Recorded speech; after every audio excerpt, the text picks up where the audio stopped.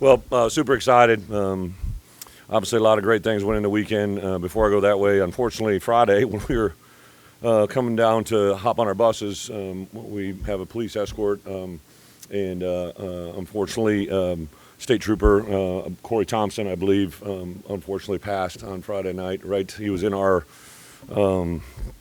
police escort the week before when we played Purdue, and just want to pass on our thoughts to his family and everything that goes into that. So it was a great reminder for all of us to start this weekend about how special the opportunity is that we have. Bret just shared with me that this was the 77th sellout. So if that's 77 reasons with Red Grange and all that goes into this, just truly amazing opportunity to come here. I know Josh is in the back. I just want to say thanks to Josh and his entire staff, Tom, Cassie, just this moment to have this crowd and to have this come to life in front of us. I did stress to our guys on Sunday, you're going to get a million questions about how you beat Michigan or how you prepare for Michigan. And I told them, listen, I learned this one from a very wise man, my mentor, Barry Alvarez. Like, you learn to beat Michigan 365 days a year, right? You do the things you do every day to take advantage of moments like this, and it was really, really rewarding. Thought our defense played outstanding. I think last week to have that moment and to learn from it, really big moment for Aaron and his staff defensively was really pretty cool. I think it was the lowest number of points Michigan's put out in 10 years. So to take advantage of that moment. Offensively, Luke continues to be very impressive up front. I thought we ran the ball when we had to. Obviously would have loved to close out a couple of those drives there at the end of the game, but super excited. I thought our special teams, Robbie Disher and Chris Hurd, we've been running that fake and doing certain things about that for the last several weeks, and to capitalize on it in that moment was just awesome. Total team effort. Couldn't say enough about our coaches. Just super excited. So what this does is this puts us in an environment to make next week even bigger, right? What we've done is set the stage for a really good ranked matchup against Oregon as well. I know they're a very good football team, and all that goes into it. We'll celebrate tonight, but put our preparation into Oregon tomorrow and move forward and see where we can go. To be at home, the last time we played these guys, I lost my mom, right? So this week I told our team on Sunday I battled some demons, like probably more than you can ever imagine. When I was a player at Michigan, I actually lost my sister the day that we played Michigan. So this game has always had a lot of things around it that has been tugging on my heart all week. So thank you to my wife, my family, to have this moment. This is what I came here for, right? I thought we could build Illinois into something that is sustainable, and this is a very big step in that direction for our fan base. To have them get rewarded, all right? They've been through 24 years of non-ranked opponents as well, right? So they've been buying tickets for a long time, and to have this moment come to life in front of us was really awesome. So with that, open up for some easy questions. Defensively, you talked about the adjustment from 46 points in the second half to this. Yeah. What did you see from Aaron and his staff? Well, first, yeah, I think the biggest thing was, coming out of Purdue, I just said, hey, let's take a step back and see why these things happen, right? We just did some uncharacteristic things that were very easy to see and needed to be corrected. We had some conversations Sunday and Monday. Aaron Henry is a guy that I've thought of the world of for, since he's been 16 years old. I knew he'd do that. I really thought our defensive staff buckled down and did what they did well and put themselves in a great position. And some players just stepped up, like Matt Bailey to make that pick there against, in my opinion, we have a bunch of good tight ends in this conference, but I think 18's a really good player. And to make that moment happen, and then I can't say enough. I think Gabe Ackus had a special game, just rushing that tackle. He could taste it. He smelled blood, and he definitely went forward. I thought we did some things to shut down the run game and make them throw a little bit more than they wanted was good. And then just ultimately to put that game away the way we did was really a fulfilling moment. You're going to go to the line of scrimmage, Coach. How do you feel like this team has evolved at the line of scrimmage, and how did they? Yeah, Adam, I think that our guys manifested what I said on Sunday, and we preached to them all week. Even last night, my last comments were, you've been preparing for this moment since January. Anything we did, if we waited till this week to make it happen, and part of that I really believe in is just fundamentally we start up front on both sides of the ball, and I thought our guys really bought into that all week. Our first key to victory was play fast and physical, right, and for 4 quarters, and I thought we did that. I knew this was a good football team that was going to do some things. Super respectful for Michigan and the players they have over there, but I love the way our guys compete and kind of just find a way to win.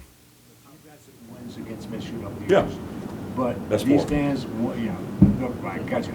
These fans have 1 in 40 years here. Oh, wow. And so getting that done, I assume you've heard about this since you got here, right? I have heard so many things about things we've never done, right? Like, I would rather talk about the things we've done. And I get it. I understand it. But I think that there's one of my biggest challenges or pet peeves that I've had during my 4 years here, right? Like, is just leave the past in the past, right? Like, let's move forward. And I get it, right? Like, I want that to be the standard, right? That should be the norm. We had a crowd that affected the game, right? And to have as a head coach to know that moment, and more importantly that our opponents felt that was a huge, huge deal. So a super respectful of the past. All that goes into it. Nobody honors our former players. It was so awesome today because I know there were a lot of players here. Josh has been telling me about the events and leading into everything. To have them come here and see that crowd and that environment is really pretty awesome. This has always been run the ball. Mm-hmm. It's the most rushing yards Michigan's given up in 2 years. What led you guys to believe that you could have success just doing that today? Again, I really preached on Sunday that my first team goal was play fast and physical, right? But that can be in the throw game too. One of the things that Luke has done is because of the way he can move and throw, he challenges the defense in ways that they can't load the box at times. Now, at the end of the game they were loading the box about as bad as you could. But I think overall the plan that Barry Lunny has put together has just, offensively, the mojo those guys got as an offensive staff is really awesome, and Luke just continues to be very impressive. But now you have other guys come on. How about Donovan Leary coming in and throwing a strike on a second read in the back of the end zone, and he just kind of walked off the field, to go do it, and then kind of came back off. I can't say enough about the guys that step up in those positions. This helps Illinois on the national stage, winning a game like this. Does it help? Yeah. Oh, I would hope so. I think but to your point, right, to have this moment is one thing, but to capitalize on it is the big. And we had a lot of great recruits in here. I know there was a couple guys that, are from around here that might have said they were going somewhere else. I think we might have changed some minds today. We had the most recruited offered players in my entire tenure here this weekend. And a number of them were watching as well if they couldn't make it in. So I just couldn't be any more excited about where we have the program. And now we just got to ratchet it up to make sure that we can stay where we need to stay. What was it about the game situation at that specific point in time where you felt like you needed to make a play? Yeah, I almost called it 2 weeks ago, actually.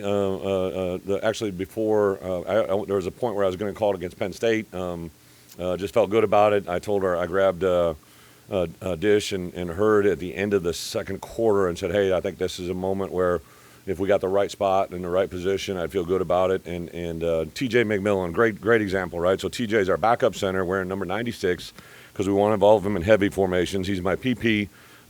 He's the quarterback of punt, right? And so we go through all these looks, and we actually put an in-helmet communication on him, so he thinks he's pretty cool because only the quarterback's and safety, so that's like his moment. But he just, owned that responsibility. I coached that group, that shield. I'm not trying to sound like, but that's my baby, right? Like those guys.